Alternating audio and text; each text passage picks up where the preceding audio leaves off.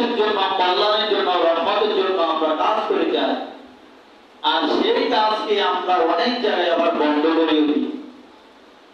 এইটা অমুকের কাজ, এইটা অমুকের কাজ। নামাজ কি কোনো দলীয়? কথা বলেন, নামাজ কি কোনো দলীয়? মসজিদ কি কোনো দলীয়? নামাজ তার জন্য, সব আল্লাহর জন্য।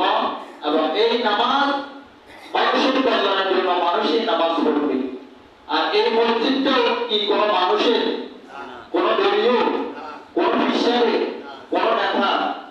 মসজিদ হলো আল্লাহর ইবাদত, তারা হলো মুসলমানদের। এটাই তো। এখন আমাদের সমাজে আমরা প্রায় দেখি ঢাকা বিশ্ববিদ্যালয়ে নামাজের জন্য যখন অনুমতি চাওয়া হয়, মুসলমানরা ইবাদত করবে, মুসলমানদের ইবাদতের জন্য কি চাওয়া হয়? অনুমতি চাওয়া হয়। ওই জায়গায় অনুমতি দেওয়া হয় না। আর হিন্দু, বৌদ্ধ, খ্রিস্টান যারা, তারা অনুমতি ছাড়াই কাজ করে যায়, ওইখানে কোনো বাধা আসে না। 24 এপ্রিল ঢাকা বিশ্ববিদ্যালয়তে স্টেশন আনার জন্য ছাত্ররা আরোপ করল যে গরম পড়ে যদি দাবি কর্তৃপক্ষ যদি আমাদেরকে অনুমতি দেয় তাহলে আমরা নামাজ আদায় করব।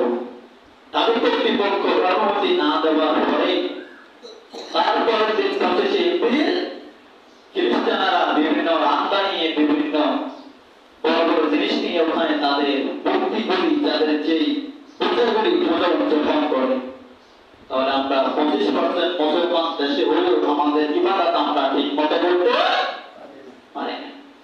কেন পারি না? এক জায়গায় যদি 1 লক্ষ মানুষের আয়োজন হয়,